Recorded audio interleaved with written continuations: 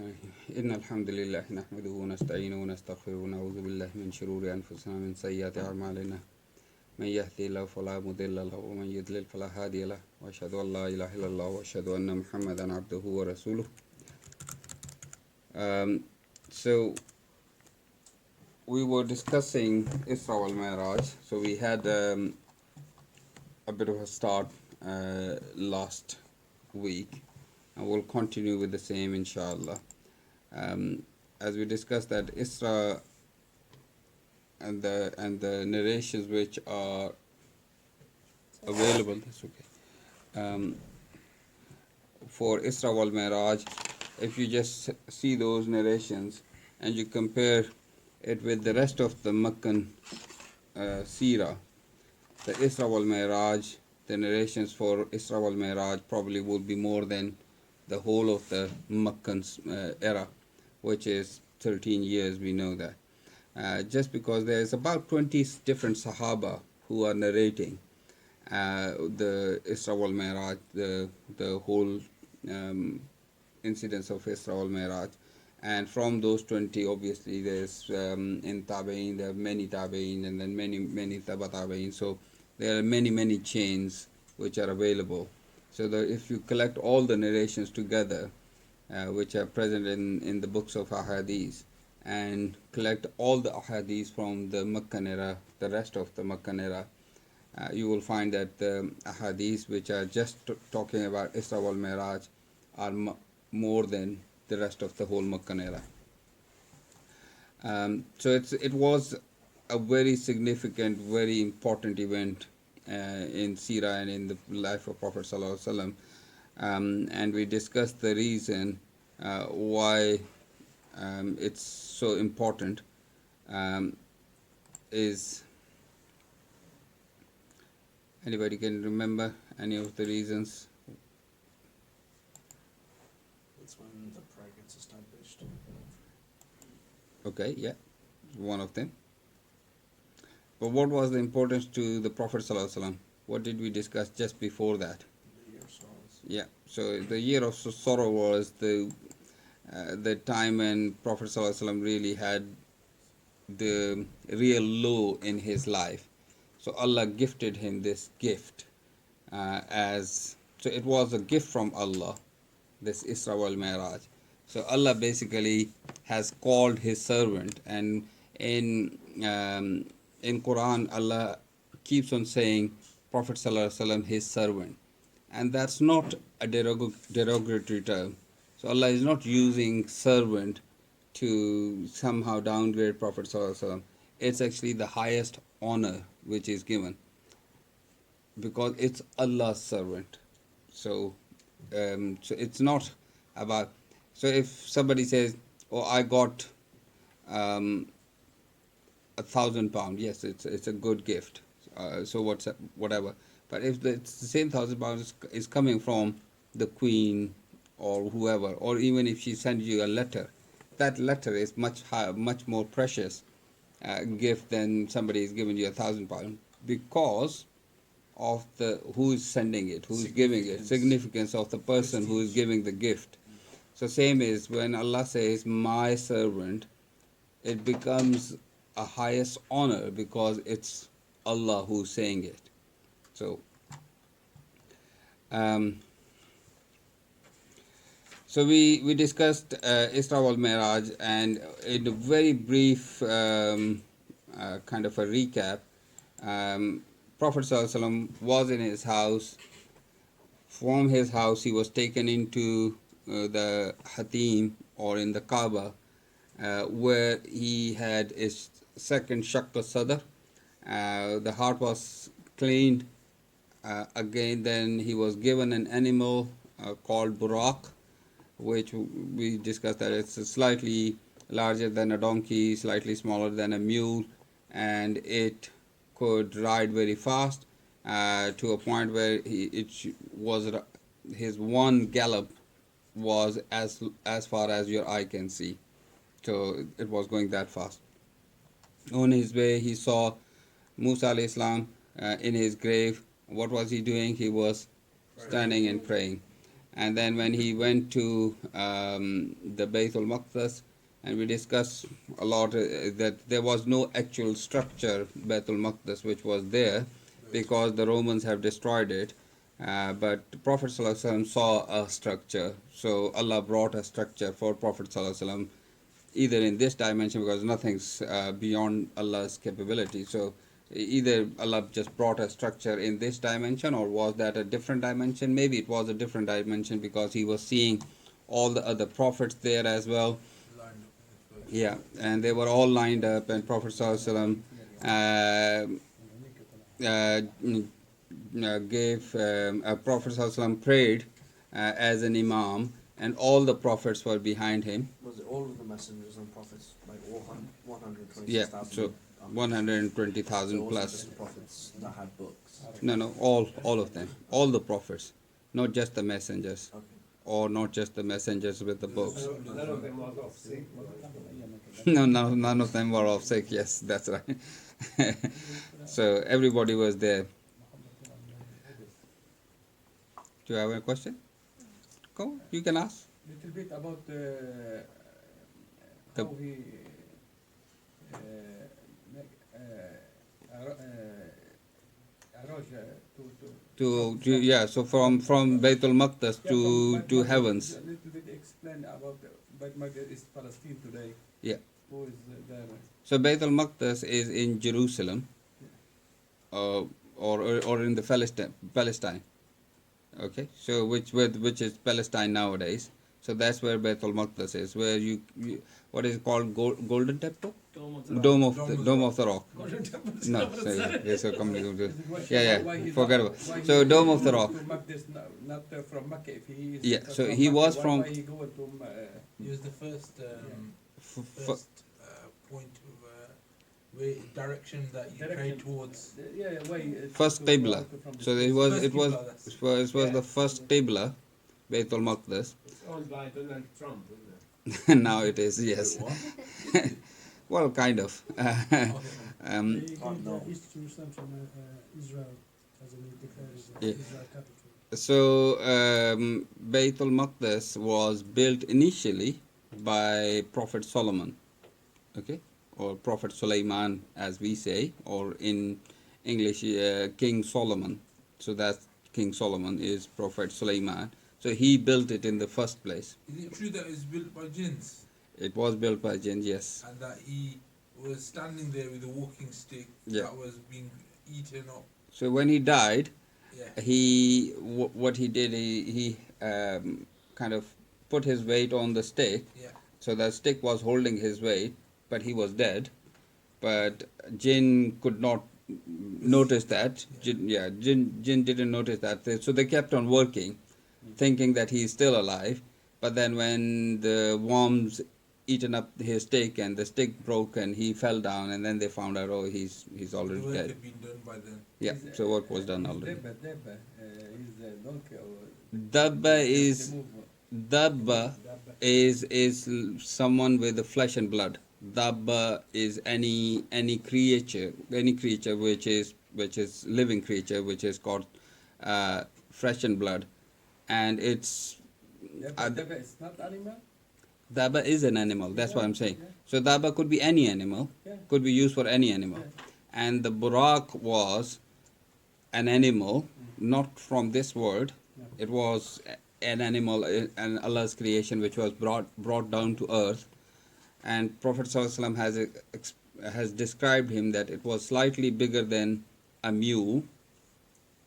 Slightly smaller than a mule and slightly bigger than a donkey. So that's the description of the dabba. It is like a donkey kind of an animal, but slightly bigger than a donkey and slightly smaller than a mule. But you did So that's say the it's been description. used before as well. Yeah. So Because the angel said that nobody has ridden nobody you has ridden you like more noble than your current rider. So it seems like it is been ridden. It doesn't say it directly. We just Yeah. kind of yeah. Was it the animals the jinns used? There are animals with jinn used as well. Did the jinns use Burak as like a No, comrade? no. Burak is not a jinn animal. Well, we don't know, but it's not been mentioned. They have got their own animals. Okay. Is Sulaiman salam then the Yeah, we think so. So do you know? Because I know that With, Islam. I mean, they think that there is a tomb of Sulaiman, so that's in Jerusalem. But where is exactly the tomb of Sulaiman? We don't know. The Jews have got, I mean, they have been trying to find the actual tomb of Sulaiman from the earliest of the days. But I don't know if they have found it or not. But yeah, it's in that area where he is buried. Do we know where every prophet is buried? Not every prophet, no. Oh, okay. Because some of the prophet probably didn't get a burial. Because some of them got killed by the people. Like there's one prophet who went into the tree and then he was cut in half with the tree. So I don't know if he got a burial or not. So I thought it was like Moses was like buried him because like I heard like in a war like there was like some dead bodies and then they put it in a well so they won't just. yeah, I mean that's you're talking about Badr, and we will discuss that inshallah. But that's a different story altogether. But I'm saying that we don't know if all of them got a burial or not. We don't know. So there's 120,000 plus prophets, and we don't know the stories of all of them. We don't know even their names. Um, so we discussed about him going up to the seventh heavens, and he was every heaven he had to go through the gatekeeper, and there were questions and answers. Who is with you? It's Muhammad, and have you got permission? And then he would let in, and then there were different prophets who saw on different levels. So he saw different prophets on different samawar, and then he went up to the seventh heaven. So that's where we were on Baitul Mamur, and we discussed about Baitul Mamur that it's a Kaaba in the heavens, where every day 70,000 angels come and they do their tawaf, and none of those angels will come back to do the tawaf because they are not allowed to uh, for the rest of their life till the day of judgment, because there are so many angels. If they keep coming back for more and more tawaf, nobody will be able to get their tawaf. So 70,000 angels do the tawaf, and they will never be allowed to come back for a second tawaf till the day of judgment. So the next day there will be new 70,000, the next day new 70,000, new 70,000. So it's like they go, but they're not allowed to leave, or they go and they go back and then They they're not do allowed to go come and do back tawaf and then leave. and then leave. Okay, so I thought. Yeah, I yeah. thought So they they have to do other jobs as well, probably. Because there's so many of them, Yeah. they don't get the chance to come back because there's so many. So I mean, Allah has created so many angels. Every day, 70,000 do tawaf, and they never get a chance to come back again. Okay, I was thought that they Maybe, just never maybe there's a left. hint for Saudi. It's 70,000 a day. That's it. I always thought that they never left. No. They do leave. They do just tawaf once. So that's Baitul Mamur, and then. So we have got narration that Prophet ﷺ has spoken to other prophets, as we discussed previously, and again there are narrations which says that he's spoken to Musa and Ibrahim and Isa and had some conversations. Where exactly that happened did that happen in Baitul Maqdis when he met them in Baitul Maqdis, or did it happen in the heavens when he met them again in the heavens? We are not sure about that because there is no authentic narrations which tell us what happened at what time. But we know that he said that I've met Musa and I've had a discussion like that. Um, so in one narration, which is narrated by Abdullah ibn Masud, he reported that Prophet ﷺ said that I met Musa, Isa, and Ibrahim, and we started talking about the day of judgment. And I asked Ibrahim, oh my father, do you know about the day of judgment, when it's going to happen? And Ibrahim said, I have no idea. I got no knowledge of day of judgment. Then he asked, oh my brother Musa, do you have any information, any knowledge of the day of judgment? And Musa said, no, I have got no knowledge of day of judgment. Then he asked, "Oh, brother Isa, do you have any knowledge of the Day of Judgment?" And Isa said, "Yes, Allah has told me that I will come back. Allah will send me back to earth before the Day of Judgment, and I will kill the Dajjal, and then the people will go to the various lands, and there will be Yajuj and Majuj, which will come, and when they will come, they will finish every water source. When they will pass any water source, they will finish that water source, and then Isa alayhi salam will make a dua to Allah to kill Yajuj and Majuj, so they get killed, and then their bodies will be everywhere because there are so many, so their bodies will be rotting everywhere, and there's a lot of stench from their rotten bodies. Then Isa alayhi salam will make another dua for Allah to get rid of these bodies, and there will be, Allah will send rain, and that rain will take away all those rotting bodies. How long stay Ya'juj and Ma'juj? How long they stay this time for? I'm not sure how long in terms of time span, but it's not mentioned in the hadith. And they take all the world? They will not they won't take over the whole world, but they will make a lot of problem. They will destroy all the crops. They will finish all the food, and they will just eat. They will drink all the water, and they will be like going forward and forward and forward. And then Isa alayhi salam will make dua, and Allah will destroy them. Can you tell us a bit background of Ya'juj and Ma'juj? So, I mean, there are lots of different kind of interpretations of them, to a point where very recently I've listened to one of the scholar, and according to him, Allahu Alam, Allah knows best. Some of them says that they are behind the wall of China. So, and these Chinese race, these are Yajuj and Majuj. So they are going to be Yajuj and Majuj. There are other peoples, to a point where I was listening to a scholar recently, and according to him, the Israelis, he doesn't say Jews, Israelis, especially the Israelis, he considered them as Yajuj and Majuj. So Allah knows best. I don't know exact Yajuj and Majuj, but they are some people who has been sealed up behind a wall. That's what we know.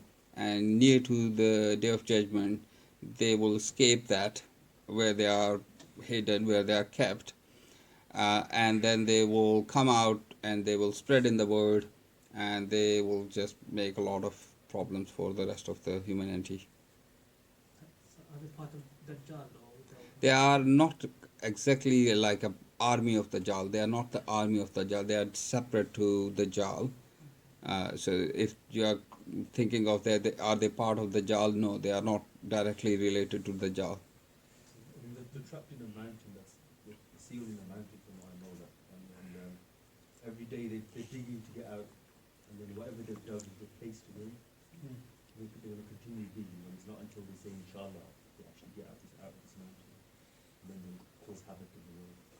So from what you Sounds like Isaac being released from the prison to the Iraq. Well, there's actually there's a film I watched which is based on the China war, the Great War of China, and there's it's like a medieval kind of movie, and there's an army sort of protecting this war, and then there's all these beasts that come out from this war.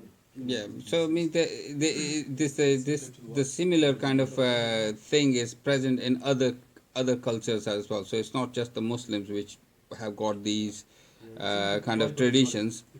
Yeah, so it's biblical, and other have similar, or if not the same, similar things are present. So maybe their prophets have told them. We don't know. So yeah. Well, I have So two things. sorry. I have Yeah. two things. First, Yajuj and Majuj, they are a group of people and not just two people. No, they are a group of people. So there's like, are these like humans, or they are slightly different, completely different creation? I'm not sure, but most likely they are humans. That like they are a human race, which It's sure it's a human? I'm not sure. We're not sure. Yeah, I'm not sure about that. According to the Arabic language, Ajuj, Majuj, Haja and Maja. The very disruptive person. Mm. He would go up and down like Haj and Maj, and would be like waves of disruption, jumping up and down, and very disruptive people.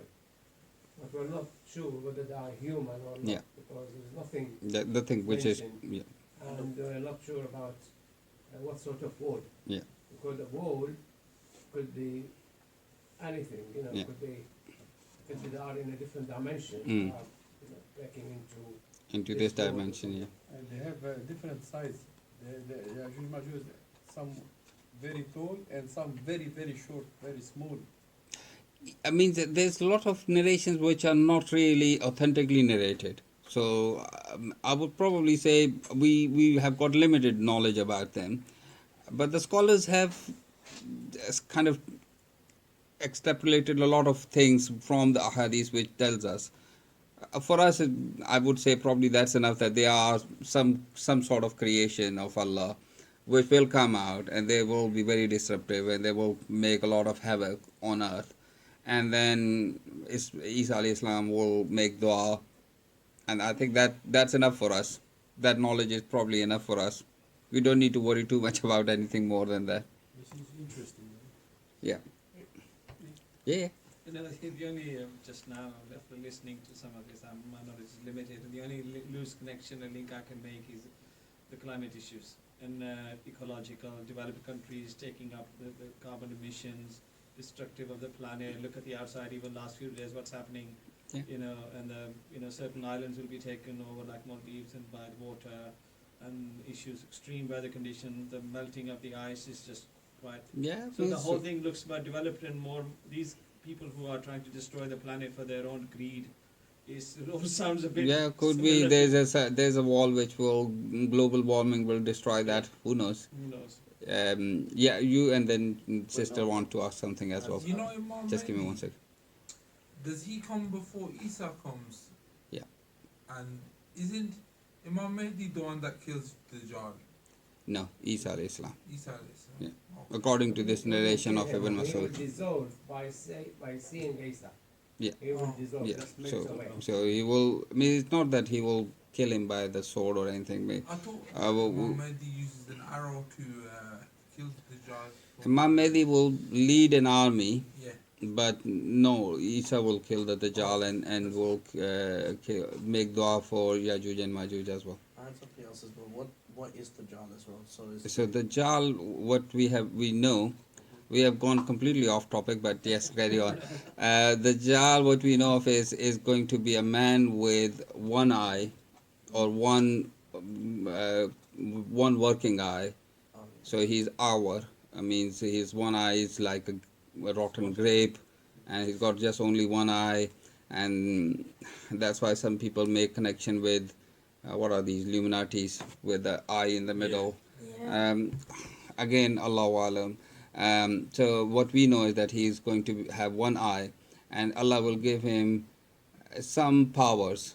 He will be very strong and very powerful man. Strong not in physical strength, like in terms of his influence, and he will cause people to leave Islam. He will control all the wealth and the food and everything, and people will listen to him. Otherwise, he will say, I won't give you anything unless you worship me. Isn't there a hadith or something that he won't be able to go into Makkah, Medina, or Into Medina, villages, into Haram, yeah. or villages?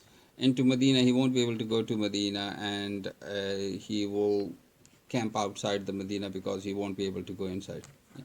That's how and this also villages, right? villages. Yeah. He won't be able to go inside the villages. Yeah, is that true? I heard that somewhere. as well. I don't know about that one. Okay. I know for sure that he won't be able to go into Medina. Wait, sister, you wanted to ask me something. I think Yajuj and Majuj, because they are mentioned in Surah Kahf. Yeah.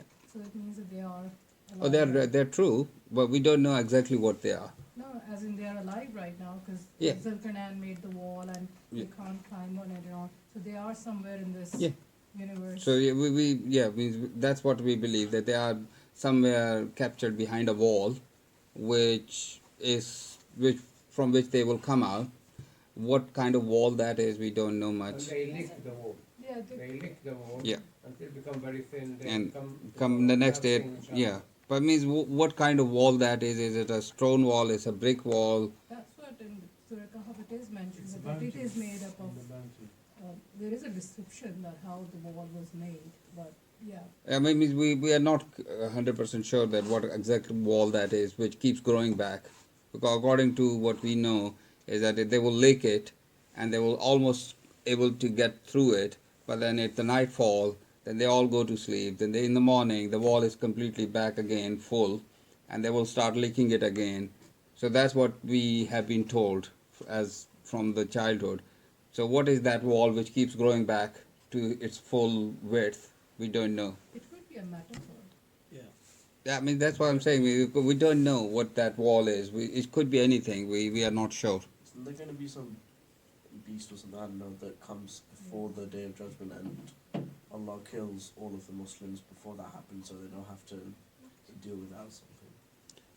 That He does. these probably are the beasts which we are talking about, the No, Yajuj and but Majuj. Separate Allah sends a smell or a wind that kills all the Muslims before something happens. Oh, not about the beast. Yes, you are right, and Dr. Ghanam told us. I think that's what you are remembering. That all the Muslims will be taken away. They will die, and then they will be the day of judgment will arrive. So the soul will be blown. The trumpet will be blown, and it will start with as a very soft melodious music to a point where it will be just very destructive, and all the mountains will be flying and everything will just go haywire, and this will be something which, and it will be such a terrifying scene that the women who are pregnant, they will miscarry their babies, and so it will be really terrifying. You can imagine us like a Richter scale 15 earthquake. Nobody has seen that. I mean, the highest which ever happened is probably Richter scale 8 or something. So if you make a Richter scale 15 earthquake, so that kind of a thing. So that's why the Muslims won't be able to see that terrifying scene because they're already dead. Okay, basically the war just ends. Yeah, so that's when the Day of Judgment happens. Okay. So the Day of Judgment is the start of the Day of Judgment. So everything will be destroyed, everybody die. Then Allah will kill all the angels, and the only person at the end. Again, we are going into the tangent from the tangent to the tangent, but yeah. So everybody will die, and then Allah will recreate everything. So yeah. Anybody else has anything burning question? No. Okay. was me. He's talked about Yajuj. No, that's okay. You have got something as well. Yeah. It's the last question. Yeah. It's about Najas, I'm sorry. When he comes to Earth, he's going to say that he's God. How are the Muslims going to find out that he's not God? How the Muslims? Because Muslims already know that he can't be a God. Because we have got a description of God. We believe in a certain God, which nobody can imagine even. But we don't know what Najas really looks like. The Jal you are talking about. The Jal, yeah. So we don't know, but we can't see Allah. It is written on We his can't see forehead, Allah. Kafir. Yeah. Written To on his maintain your forehead, faith. Kafir. Yeah. And we know that we won't be able to see Allah till the Day of Judgment. But Okay, only so, the and, believers will be able to see the word Allah kafir. is- The believer will see the word Kafir on his Yeah, head. won't. And the other thing is that we know that we can't see our God. So God, if somebody comes and say God, it can't be a God because we can't see God. Because God is something which we can't see, we can't touch, we can't feel. We That's just not one believe eye. in it. It's not one eye either. The Yeah, Prophet said, yeah. "Ilahukum ghayra a'ma." Yeah. So Allah is not defected. He will be. Yeah. Just final. Yeah. For those who really want to know about the Jal, Ahmad Thompson's written a book called The Jal. Is quite useful to read. Yeah. Yeah, there are lots of very good We have work. 15 minutes left. So. Yeah, so let's carry on. That'll be a topic of discussion on its own. Yeah, yeah, inshallah, we will at someday. Um, okay, so the next one is that most of the things which we know of the Day of Judgment is from Isa alayhi salam, because Isa alayhi salam told Prophet sallallahu alaihi wasallam and then he told us. So Isa alayhi salam, we have to thank Isa alayhi salam for all the knowledge which we have of the Day of Judgment, because he's the one who told Prophet sallallahu alaihi wasallam when he went to Isra and Ma'Iraj, and then Prophet sallallahu alaihi wasallam told us. And then there's another one, another narration. Ibrahim alayhi salam saw him and he said, "O Muhammad, say my salam to your ummah." So we are all blessed. We are part of that salam. So Allah's Prophet sallallahu alaihi wasallam has delivered that salam, and each one of us, me and you, we have received that salam. So we are part of that salam. So we have to feel blessed that we have got a salam from Ibrahim alayhi salam. So he said, say salam to your ummah and tell them that the soil of Jannah is very lush, and but it's barren. So there is no vegetation, nothing on it. So to grow trees and vegetation on it, you have to say Subhanallah, Alhamdulillah, Allahu Akbar, and that's your greenery of the Jannah. So the soil is very lush; it's ready to grow these trees, but we just have to. But there are no trees at the moment. So each time we say Subhanallah, a tree is grown. Alhamdulillah, a tree is grown in our Jannah. Allahu Akbar, a tree is grown in our Jannah. So the more we say, the thicker the trees would be in Jannah, inshallah. So the more trees you want in your Jannah, say more Subhanallah. So More. we're giving ourselves a forest. Yeah, we are giving ourselves a forest, yeah. In Jannah, able to see Allah, inshallah. Yeah. So that's the biggest reward in Jannah is to see Allah. But then there's many more rewards as well. And it's all. Sorry, somebody was saying something. No? Okay. So it was also narrated that he saw Malik, and Malik is the doorkeeper of Jahannam. So the doorkeeper of hell, and Prophet sallallahu alaihi wasallam was going, and then suddenly Jibreel said, "O Prophet sallallahu alaihi wasallam, this is Malik, and he is the doorkeeper of Jahannam." So Malik was brought to Prophet sallallahu alaihi wasallam just to show the respect, rather than Prophet sallallahu alaihi wasallam going to see Malik. So Malik was brought to him, and he said salam. And Prophet sallallahu alaihi wasallam has described him that I saw him and he was very somber and like no happiness seen on his face whatsoever. I've never seen someone so sad and so straight-faced as Malik. And so Jibreel said, since he saw the hell, from that day he's never smiled. If he would have smiled for anyone, Prophet sallallahu alaihi wasallam, you would be the person who he would smile to. But he has never smiled in his life since the day he saw the hellfire. So it's such a terrifying scene that since he saw the hell, he has forgotten how to smile, basically. Why is he scared? Because he knows he's not gonna go there. But it's still a very terrifying scene. Yeah. So Jibreel alayhi salam, so that's all. And then he proceeded onwards towards the seventh heaven. And the Prophet sallallahu alaihi wasallam said that then I saw Sidratul Muntaha. So what is Sidratul Muntaha? It's a tree. Sidra is a tree. People have kind of translated it as lote tree. I don't know if it is the true translation or not, but Sidra is a tree. And Al-Muntaha means at the far end. So in Urdu word there is Intaha, so anyone who speaks Urdu would understand. So Intaha, so it's the same word. So Muntaha is like the end of where nothing's there after that. And the fruit of the trees are large like the jars of Hajar. No, we don't know what are the jars of Hajar looks like, but those people at that time probably knew what the jars of Hajar looked like. So that's what Prophet ﷺ said. And its leaves are like the ears of the elephant.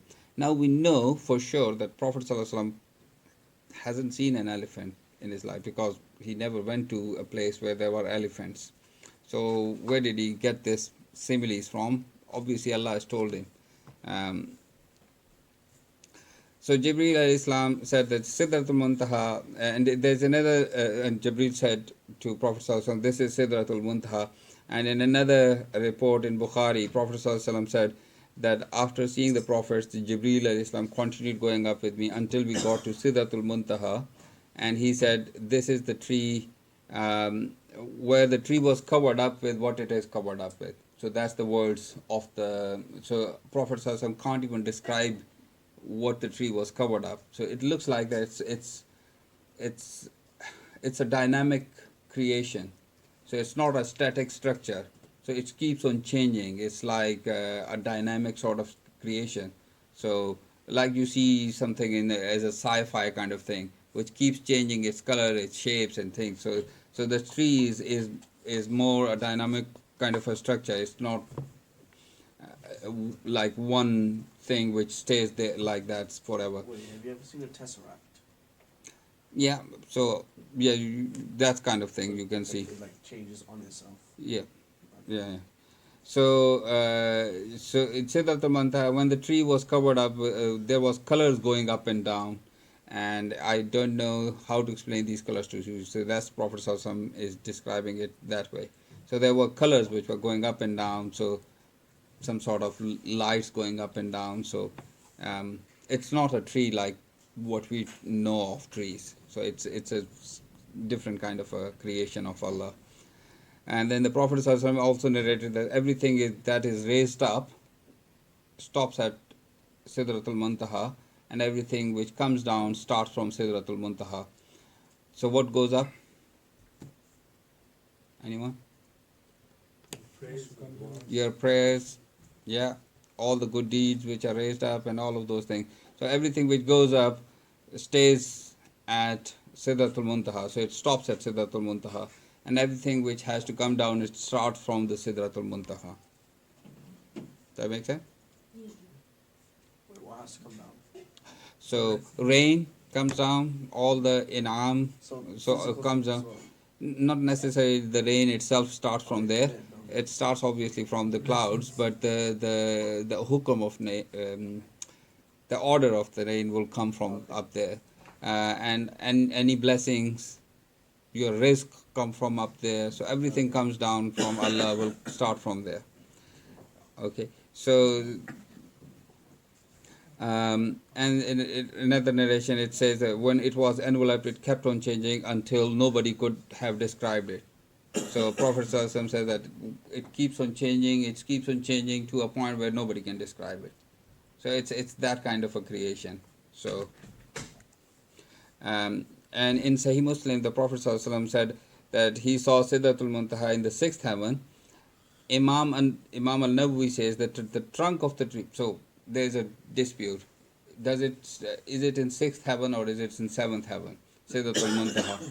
Imam al-Nawawi, because there are different narrations. Some says that he saw it in the sixth heaven. Some says he saw it in the seventh heaven. So Imam al-Nawawi, how did he kind of made it together that he says that the trunk of the tree starts in the sixth heaven, but its branches finishes in the seventh heaven. So that's his interpretation of the ahadith. And we know Imam al-Nawawi, he's a big name. So it's nothing goes beyond it except so nothing is beyond Sidratul Muntaha except the throne and one above the throne. Prophet ﷺ said, at the base of Sidratul Muntaha there are 4 rivers, 2 hidden and 2 2 underground and 2 flowing on the ground. So the 2 underground are, anyone knows any rivers or of the, we all know the name, probably not as a river. We say Hod, Kauthar. So we we have been told as it's a pond. It's not a pond, it's a river in Jannah. So the one is the Kauthar, so that's one of the river, and the other one, anyone? So- Tasneem? Tasneem? No, Salsabil. Salsabil is the name of the other river of the Jannah. So these are the two rivers of the Jannah which are underground, and the two rivers flowing on the ground which are from this world. So now give you an idea. Nile is one of them. Just guessing. Yeah, Nile is one of them. And the other one? Sorry, which one? The River Thames. No, not Thames, definitely not Thames. So Euphrates. Yeah, so Euphrates and Nile. So these are the two rivers.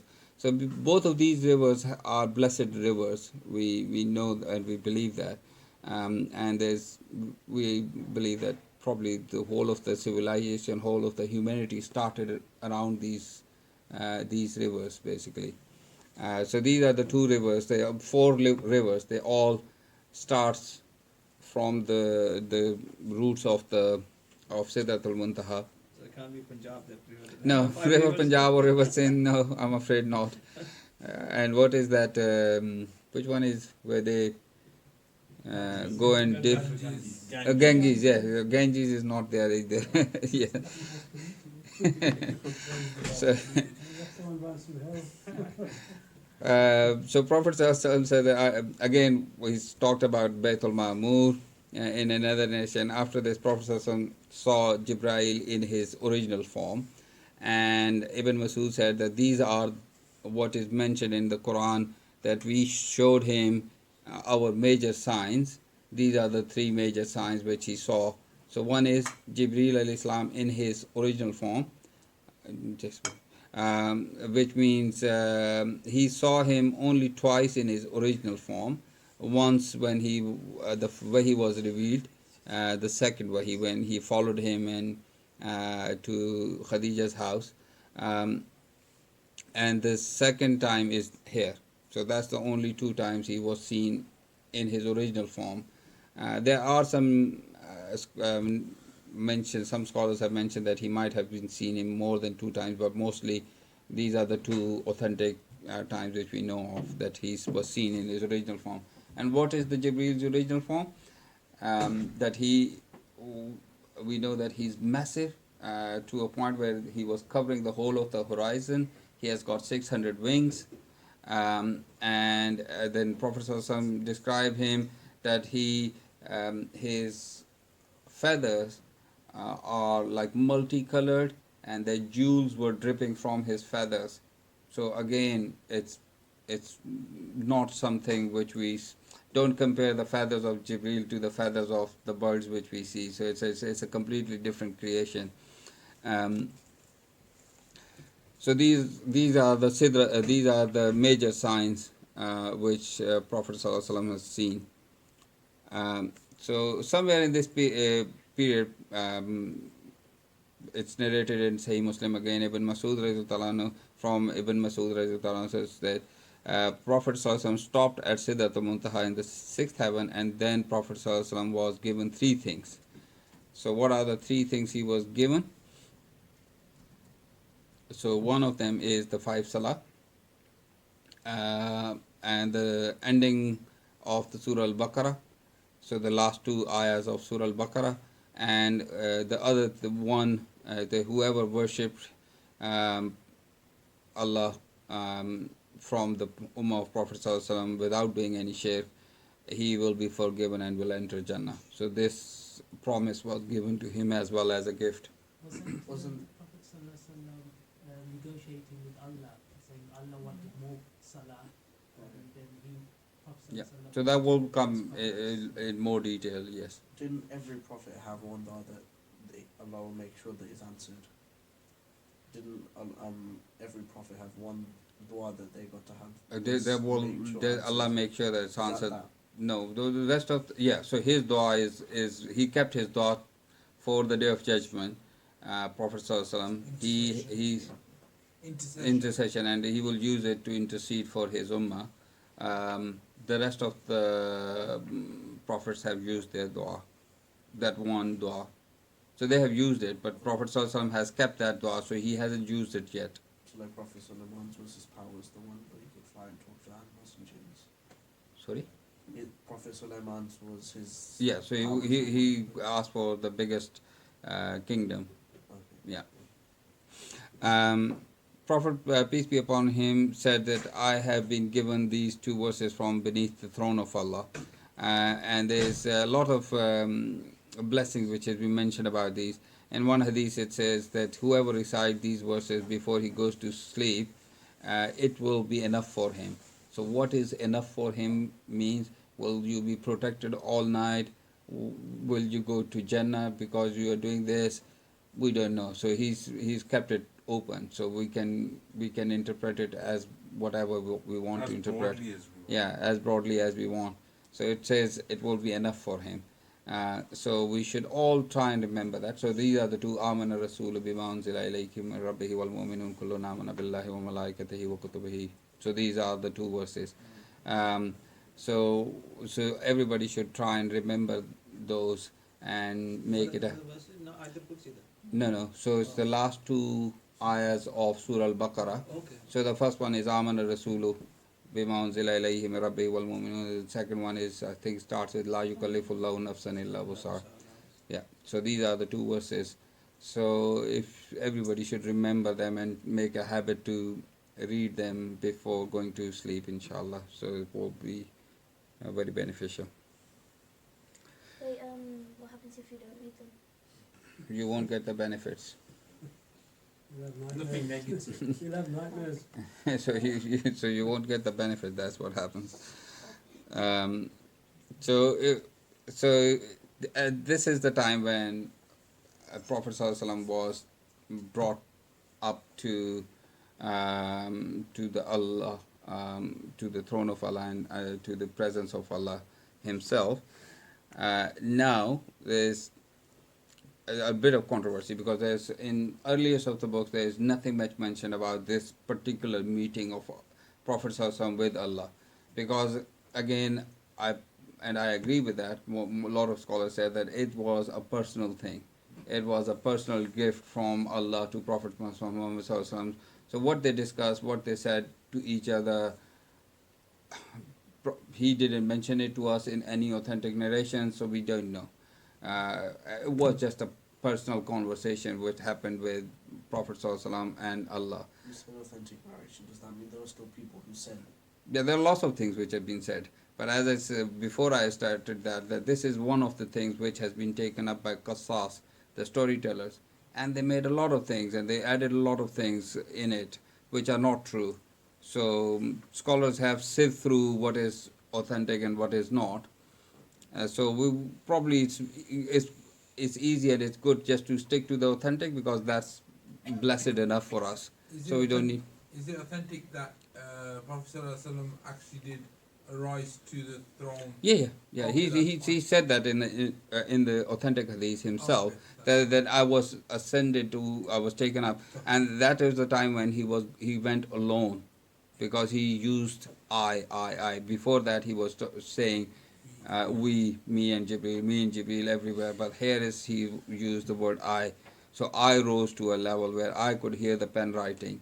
So he heard the pen writing, probably seen as well. So pen is not like this pen writing. So pen is a creation of Allah, which we don't know what that creation is, which is scribing in the divine book. So it's not a pen as we know of pen. So it's like the best way you can describe it. Yeah, means it's called a qalam, but qalam is not like the qalam which we write things with. Qalam could be an angel, say for example, which is called qalam, and he's writing in a book. So we don't know what qalam is, what the creation is. We just don't know. But don't confuse yourself with like a pen. Don't compare it with a pen, a normal pen as we know of. It's a name though. It is a name, yes. But doesn't it say that nothing in creation has went to that place? Yeah, apart from Prophet Sallallahu Alaihi Wasallam. But you said that. No, before him. So Allah has created already there. So Allah Oh. created the kalam at that spot, but nothing has gone from below to that level. Even Jibril didn't go there. So but I mean, we know that there are other creations of Allah which are there, like the throne of Allah is being held by some angels, so they are there. So, but nothing goes from below to that level. What's Jibril's job again? What's his specific job to do? The messenger. Jibril, he's the leader of the all the angels. So he's just So his main job is wahi. okay. So that's his main job. But then he has punished people as well, and he just listen to what Allah says to him. So he's the main person. He's the biggest and the most blessed of the angels. So he's the leader of the angels. Just one more. I've heard this that if you try and give the status of Prophet Muhammad Sallallahu Alaihi Wasallam after listening to this, like he led the prayers, he was the Imam of all Yeah. the prophets, and he's the final messenger. And yes, we believe in the other prophets as well, whatever through Quran and Hadith. But if you try and obviously not when you grow up feeling his status is much higher, some people say no, it's they're all the prophets. You should feel the same about them. What's your opinion? So Prophet Sallallahu said in his own hadith, Ana Sayyidu Waladi Adam Bani Adam Wala Fakhr. Said I am the Sayyid, I am the leader of all the children of Adam. So all the human beings, I am their leader, and I am not being arrogant. So I'm not boasting. I'm just telling you the fact. So we believe that he is the best human being, prophets or non-prophets. Is it true that there's a gate leading into heaven with the kalma written over it, and that was created before Yeah. Adam alayhi salam Yeah. was created? Yeah, and then I mean, I've heard that narration. I don't quote me on the authenticity of it because I don't know. But yes, I have heard that narration that there is a kalama was already written on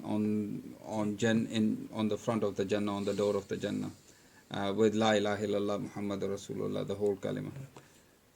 So just feeding off that point about obviously his status, but then at the same time you should not make the mistake of venerating him, not ascending him to a level of being where he a should not partner be. with Allah, Yeah. and that's where I have difficulty Yeah. because Yeah. there I think humans Yeah. are human, Yeah. and I think they have great difficulty Yeah. with that distinction Yeah. to the extent that they feel I mean, that they become very passionate. So he's the best human being. He is the most blessed human being. He is the best creation of the Allah, but he is the creation of Allah, and he is a human being, and that's where we should be. So again, from the two ayahs which we mentioned, so on one hand he is the Sayyid of Walad, so he's the Sayyid of all the human beings, but on the other hand, in the Quran it says, "Amana Rasulu bima unzila ilayhi min rabbi wal mu'minun kama amantu billahi wa malaikatihi wa kutubihi wa rusulihi la nufarriqu bayna ahadin min rusulihi." So there is no difference between any of the Rasuls.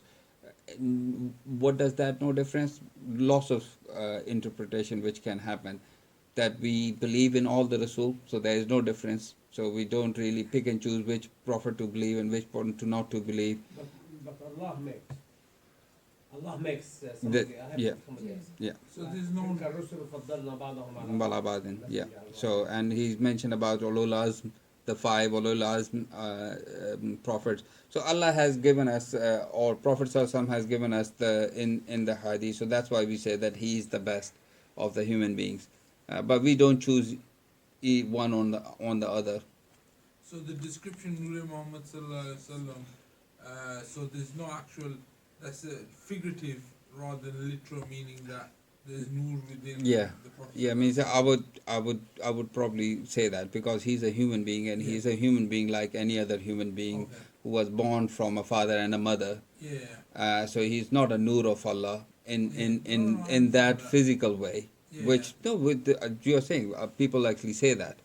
So he not in a physical way, but yes, in maybe in a more like he is the light in a sense that he is guiding the humankind to the right path. In that sense, yes, I have no problem accepting But that. again, that But could be, in like you said, that's figurative, out of the yeah, darkness yeah, into the right out of path. the darkness into the light, he's showing us the right path and all of that. So that's absolutely fine.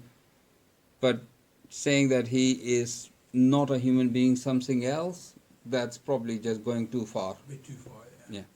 And I think that's the difficulty, is that people become very literal about things which are metaphysical. Yeah. People And then are- they almost, they do worship, and then that Yeah. worship is veneration, and that. Yeah, well, I mean, I agree, and I have seen that, especially in the part of the world where we live in, which I am from. So people actually do that a lot. Unfortunately, I don't think that's right, and we should try and argue with them with hikmah, with wisdom. Don't need to make enemies out of anyone. We still want to keep everyone together, and we are all the ummah. So talking to them should be with a hikmah, with in a way that you don't want to make them actually hate you and go away. So if you do say something which make them hate you, they will not listen to you. So you can't really do anything. So you just have to be a bit I don't know what's the right. Choose your word right wisely. Yes, that's what it says. This is off topic, but do people still worship idols, as in things that they've Yeah. built themselves? Yeah, Hindus. No, The- Hindus, they believe that cows are worshipped like whole. No, they worship idols as well. Idols. Yeah, they If actually. you go to build the Hindu statues. temples, they've got statues in the temple. And I suppose this is the problem with Catholicism. There's a lot of imagery and saints, and Yeah. and they will keep that saint in their house. Yeah. Now the question there is, have you gone away from worshipping Allah, which they, is this should be what they do in true Christianity, and have they gone into a realm of idolatry? I would argue, I think they've stepped too far Yeah. into that. Yeah. It's not. It is veneration of something other than. Yeah, and that's an example which we have to follow. The Isa al Islam, he is not an evil being, but just because people love him and loved him so much that they have taken him to a level where he should not be taken, and we should not try and do the same thing from with That's our not what prophet. I meant They've taken him to that. Yeah, to the level where he doesn't really belong there. So. You said the statues are in the temple. Do people still go in the temples to worship the Yeah, idols? so in Hindus still do that. Well, no, that's not what I meant, because they believe in a god. They made those gods into statues. Is there someone who's just made worship something? So like all the stone or- statues, yeah, they're all from the stones. They're all made from the stones. Yeah. Well, for example, Zoroastrians worship fire. Fire, yeah. Zoroastrians worship fire, and the stones, they are made of the stones. So is it just anyone who doesn't believe in a god is called a pagan?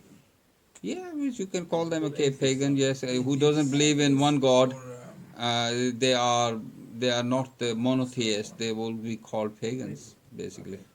But then there's also people who live in jungles who are animists. They believe in animals or animal spirits. But that's a wider sociological thing. You got to look at the whole of society. سبحانك اللهم وبحمدك وأشهد أن لا إله إلا الله أنت أستغفرك وأتوب إليك. Inshallah, we, as I said, means this is a long topic, and we haven't really even reached probably midpoint of Isra and Ma'Iraj. So I was hoping that we will finish all of this today, and then we will probably have some Dua more. for next week that you will focus more on that. Yeah. Then. So we will probably have another couple of lessons, maybe, inshallah. Sorry. Okay, assalamu alaikum.